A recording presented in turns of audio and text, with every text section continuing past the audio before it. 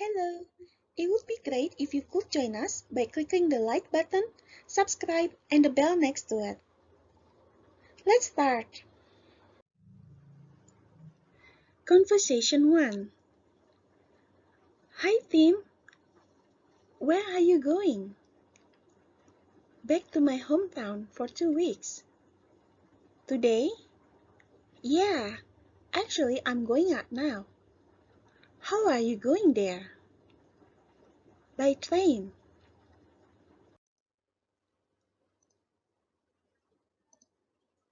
How are you going to the train station? By taxi. I've got a lot of things to carry with me. I'm on my way to the dairy store. It's near the train station. I can give you a lift there if you like. That would be awesome. Thank you. Conversation 2. Hi Bella, are you going anywhere tomorrow? Hi Kate. Yeah, I'm going to the supermarket tomorrow. Weekly grocery shopping? Yeah. How do you go to the supermarket? I usually go there on foot, then catch a bus on the way back. What if it rains? Will you still walk there? Oh no, I'll have to go by bus. Tell you what, how about if I give you a lift to the supermarket tomorrow? I'm running out of some milk. I might even do my grocery shopping with you. That would be great. Thank you, Kate. Now, let's read the following useful phrases. Mari kita baca frase-frase yang berguna berikut ini. I'm going out now. How are you going there?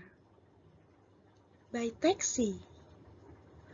I can give you a lift if you like. How do you go there? How do you usually go there? I usually go there on foot. I usually catch a bus. How about if I give you a lift? That would be great. Mari kita perhatikan beberapa tata bahasa dalam kalimat How do you go there? Dan How are you going there? Dua kalimat ini mempunyai arti yang sama, yaitu kamu naik apa pergi ke sana. Tetapi dalam tata bahasa Inggris, mereka memiliki perbedaan kapan digunakan. Kalimat pertanyaan How do you go there? Digunakan ketika kita menanyakan sebuah kebiasaan atau kegiatan rutin, seperti pergi ke sekolah, supermarket, kerja, dan lain-lain. Kalimat pertanyaan How are you going there? Digunakan ketika kita menanyakan kegiatan yang berlangsung saat itu, seperti ketika George menanyakan ke Tim yang mau berangkat pergi. How are you going there? By train.